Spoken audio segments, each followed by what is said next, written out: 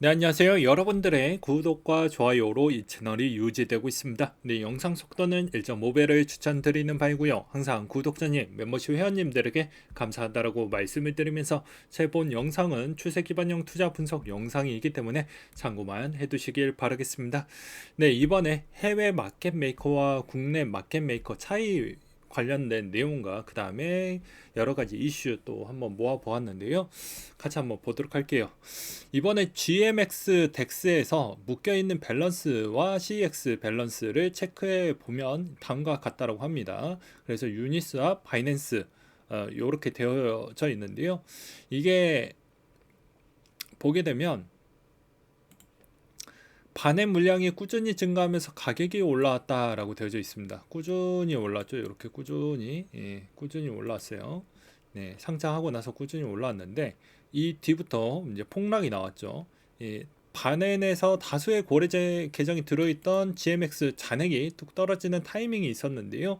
그 뚝 떨어지는 그 타이밍이 요때 물량과 요때 물량이 비슷하게 맞춰지는 시점, 그러니까 요게 있는 물량만 털어냈다라고 볼 수가 있겠죠. 그래서 이 물량만큼만 딱 빠져나갔다라고 지칭을 해놨고, 가격도 반등하면서 고점을 깨는 듯한 모습을 보여주기도 했지만 그게 아니었다. 오히려 여기에서도 실질적으로 많이 줄어들었기 때문에 이게 조금 더 타이밍상 좀 더 길었고 이게 좀 더 짧았죠. 그러니까 이 자료 데이터를 만약에 보셨던 분들은 먼저 튈 수 있는 최적의 조건이었다, 이렇게 볼 수가 있습니다. 그래서 이 물량 빠지고 나서부터 더 이상 올라가기에는 어려워졌다. 그래도 해외 마켓 메이커들은 젠틀한 편이다. 우리나라 같은 부분이었다고 하면 지들 물량 확 빼면서 뭐 그러니까 되게 드라마틱하게 쫙쫙 빼버리는데, 뭐 해외 마켓 메이커는 그나마 좀 양만이지 않겠냐, 뭐 이렇게 또 분석하셨던 경기도 웨일님 자료 기반으로 한번 설명을 드리기도 했었고요. 그 다음으로 또 보게 되면 이번에 크립토 VC들은 매집하고 있는 코인들은 무엇일까 라고 되어져 있는데, 여기서도 뭐 MMT, STG, 1인치, 커브, 웨이브, 시바, 컴파운드, 링크, DYDX, 수시 뭐 등등인데, 여기서 이제 공통된 내용을 대충 딱 보면 각이 딱 나오죠. 디파이 쪽이 훨씬 밀집도가 높다, 투자를 좀 많이 해주고 있구나 라는 걸 알 수가 있게 되겠습니다. 그래서 저번에도 요거 좀 관심 있게 좀 보세요 라고 이야기를 했던 이유가 그런 거였어요. 그 다음으로 비싼 거래 수수료 무료전이 오픈이 됐다라는 내용이 또 나와주기도 했었는데, 이 오픈되었던 게 무료가 되어져 있는데, 무료가 됐다라고 해서 별다른 차이점이 별로 없습니다. 생각보다 움직이는 패턴 곡선이나 뭐 그렇게 막 좋은 형태가 나와주었던 건 거의 없어요. 무료가 됐다라고 한들 이게 이제 무료가 좀 더 추가가 될 거라고 합니다. 근데 그래 봐야 이게 가격이 먼저 올라야 이제 마케팅도 되고 또 홍보도 할 수 있고 뭐 이런 형태라고 볼 수가 있는데, 이건 이제 국내 거래소만 이렇게 동참해봐야 크게 의미가 없죠. 네. 그리고 요 시점에서 했다라는 거 비썸 자체에서 아무래도 그거 말고 제가 생각했던 이제 그런 홍보 마케팅 부분 빼놓고서는 그닥 뛰어난, 그리고 뭐 특이점이 있는 건 별로 안 보인다, 이렇게 저는 보고 있는 실정입니다. 그 다음으로 이제 코인베이스가 이번에 소송 기각 명령을 신청할 계획을 갖고 있다고 하는데, 이게 법원의 소송을 완전히 기각하는 명령을 요청할 예정이라고 합니다. 그래서 좋은 결과가 나올지 아니면 오히려 하락의 이제 역할로 돌아올지는 좀 더 봐야 될 것 같고요. 그 다음에 테더에 호주 스페인보다 미국 국채가 많다라고 했습니다. 테더는 올해 2분기 보고서부터 725억 달러, 약 94조 원 미국 국채를 보유하고 있으며, 올해 4월 달 기준으로 보게 되면 호주, 아랍, 스페인 기준으로 이제 갖고 있다고 하는데, 어, 이게 좀 재밌어요. 이때까지 테더가 지금 운영 패턴을 보게 되면 그래도 운용했던 스킬, 작은 운용 스킬, 그리고 어떻게 보면 지금 위험성에 있는 그런 안정적인 방어 수단 체계, 이런 건 좀 잘하고 있는 것 같습니다. 이때까지 짬밥이 괜히 짬밥 많이 먹은 건 아니다 라고 저는 생각이 들고요. 그 다음으로 바이낸스가 밀고 있는 이 FD, USD도 주목을 좀 해볼 필요성이 있어요. 요게 이제 깔짝깔짝 움직이던지 아니면 엔화 마켓이 오픈이 되면서 움직이던지 이런 거에 우리는 좀 초점을 맞출 필요성이 있습니다. 그때 움직이게 되면 아무래도 전반적으로 괜찮은 코인들 또 마켓 이런 쪽 좀 관심 있게 봐야 되겠죠.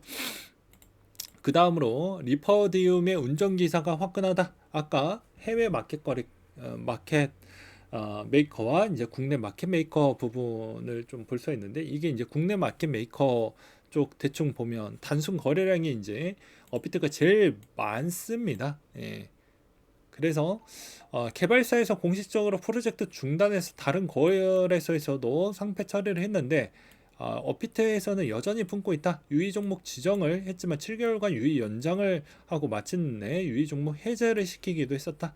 입금이 중단된 동안 특정 지갑에서 225건의 입금을 받아주기도 했었는데 그게 저는 좀 궁금하다라는 것이죠. 그래서 보면은 이번에 리퍼 디움 같은 경우에는 등락폭이 훨씬 큽니다. 예, 미쳤어요. 예. 와, 막 더 간다, 뭐 4배 이상 올랐으니까 더 갈 것이다, 뭐 이렇게 이야기를 하지만 아무런 전체적으로 올라가지 않는 패턴 곡선이 보이지 않고서야 나올러 간다라는 건 여기 누군가 뭐 시드를 받쳐줄 수 있는 누군가 큰 손이 들어왔다든지 아니면 특징적으로 이 여기에서 더 올라갈 수 있을 만한 배경은 저는 없다라고 봅니다. 네. 그렇게 보는 게 또 맞을 것 같고요. 그 다음으로 바이낸스 과연 버틸 수 있을 것이냐? 요즘 요게 좀 관건이 되는데 일단 소송권도 좀 남아져 있고요. 이때까지 과거 사례를 좀 비춰서 본다고 하면 준비금 1대1 지원 사용자 자금을 보유하고 있는지 계속 의심해야 되고 제2의 FT 사태라고 주장을 해왔던 부분이 있었는데 이제 와서 이제 좀 강조해서 봐야 되는 건 이제 22년 10월 달부터 순 스테이블 코인 인출 처리 규모가 좀 나왔고 그 다음으로 FTX가 보유한 총 준비금이 거의 2배 정도가 됐는데 이게 어떻게 이제 계속해서 자금이 빠져나갈지 아니면 오히려 여기서 추가적으로 이제 버팀목이 될지 이를 좀 봐야 된다. 뭐 이런 이야기로 들리기도 했습니다. 그 다음으로 이제 라이트코인이 이제 반감기 끝났죠. 성공적으로 하고 나서 가격대가 여전히 재미없게 흘러가고 있다라는 내용을 또 볼 수가 있었습니다. 보게 되면 오히려 가격이 이제 빠졌고요. 빠진 만큼 이제 채굴의 채산성이 잘 안 나올 거니까 과연 그 위에 있는 채산성이 나올 만큼 가격이 올라갈 것이냐에 따른 측면도 좀 고려를 해봐야 되지 않을까 싶습니다. 그 다음으로 비트코인 채굴업체 라이엇이 7월 달에 400 비트코인 채굴 400개 정도를 매도를 했다. 그러니까 2분기 실적 발표 다 나오고 이제 3분기 정도로 이제 넘어갔죠. 이제 3분기 정도에 넘어가는 이 시점에서도 이제 적절한 가격대에 던졌다라고 볼 수가 있겠고 3대 선물 거래소도 그렇게 선물 롱숏 비율이 크게 변화 추이를 주는 건 없다. 오히려 반감기 전에 이제 이번 채굴 형태에서도 비트코인 채굴 형태에서도 반감기가 98,000달러 정도가 넘어야 된다라는 주장이 나와주고 있는 실정입니다. 물론 이제 그때 채굴기에 따른 이 시스템이 조금 더 업데이트가 잘 되면 채굴의 채산성이 조금 더 좋아질 수는 있잖아요. 근데 일단은 이걸 한 중간값으로 좀 보면서 지켜봐야 되지 않을까 싶습니다. 만약에 98,000달러 정도를 넘어야 한다고 하면 이건 쉽지는 않을 것 같아요. 제가 봐도. 네. 그 다음으로 아크 인베스트 비트코인 90일 가격 변동성 2017년도 이래 가장 적다라고 되어져 있는데요. 제가 보아도 유동성이 너무너무 부족하다라고 볼 수 있습니다. 반면에 이 반감기 전에 98,000대까지 올라와야 채굴자들이 거의 다 생존한다라는 이야기는 중소 채굴자까지 포함해서 이야기라고 보시면 될 것 같고요. 반대로 이야기하면 최소 고정비 빼놓고는 다 더 이상 올라갈 때까지는 판매할 생각이 별로 없다, 이렇게 보셔도 맞을 것 같기도 합니다. 그 다음으로 이제 대부분 이제 블록체인 관련된 회사들이 실적 발표를 내놓기도 했었는데요. 블록이 캐시앱 2분기 비트코인 매출이 24억 달러, 전년 대비 34% 증가를 했다라고 하는데, 오히려 비트코인이 이렇게까지 별로 좋지 않음에도 불구하고도 좋은 성과를 냈다라는 게 정말 대단하다라고 저는 말씀을 드리고 싶었고, 그 다음에 코인베이스 2분기 매출액이 7억 달러 정도가 찍혔고 예상치 상회했다라고 합니다. 그렇기 때문에 이것도 어떻게 보면 코인베이스 자체적인 측면 대비보다는 오히려 지수도 좋았고 비트코인도 어느 정도 선방을 해줬고, 그 다음에 리플 관련된 소식도 좀 잘, 그게 코인베이스에 따른 이점이 있었기 때문에 주가도 좀 도움이 많이 받지 않았냐라고 저는 생각을 합니다. 그리고 매출 실적도 마찬가지로 크립토 환경이 그렇게까지 최악까지 찍지는 않았기 때문에 전반적으로 좋은 성과를 냈다라고 생각을 하고 있는 실정입니다. 반면에 여러분들에게 제가 매번 이야기를 하잖아요. 투트랙 전략이 제일 좋다라고 이야기를 하고 있습니다. 여기서는 자금이 어느 정도 묶여져 있고, 그렇다고 하면 내가 쓸 수 있는 카드가 상당히 적기 때문에 다방적으로 많이 해놓으면 정말 좋은 부분이 있다라고도 말씀을 드리기도 했었죠. 그래서 마찬가지로 이번에 코인베이스도 마찬가지로 실적이 좋게 나오니까 잘 버텨주었고, 그 다음에 블록은 이번에 오픈하고 나서 약간 좀 조정이 정규 시장은 아니지만 조정이 좀 나와주고 있는 실정입니다. 이제 결과론적으로는 마이크로스트래티지도 조정을 좀 받고 있는 이 실정인데요.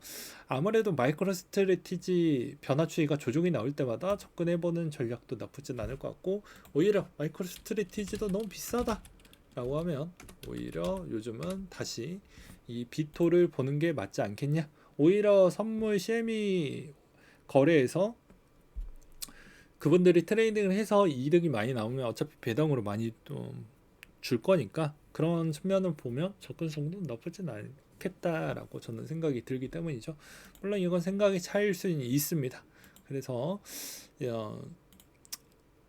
잘 보시길 바라겠고, 그 다음으로 이제 나왔던 내용 중에 하나는 다음 주 내용이 좀 중요하겠죠. 네, 지준일 있고요. 옵션 만기일, MSCI, 미국의 CPI, 월감 원유 시장 보고서 10일 날 제일 많습니다. 그 다음에 BOJ 7월달 요약본 공개도 좀 볼 필요성이 있습니다. 왜 필요하냐면 이 BOJ가 많이 흔들리고 정책이 바뀌면 작용과 반작용으로 영향을 줄 수 있는 거리가 많아요. 그러니까 만기가 되는 상품군이나 뭐 부동산이나 담보대출에 있는 변화 추이와 이런 게 좀 영향을 많이 준다라는 것이기 때문에 이런 거 좀 잘 봐라. 그 다음에 블러드 세인트루이스 연은 총재 사임합니다. 14일 날. 그리고 16일 날 7월에 FMC 의사록이 공개가 되고 한미일 정상회의 18일 날 있다라고 합니다. 네, 오늘은 여기까지 준비를 했고요. 항상 여러분들 더위 조심하시고 또 안전, 건강 잘 챙기시길 바라겠습니다. 네, 이상으로 마치도록 할게요.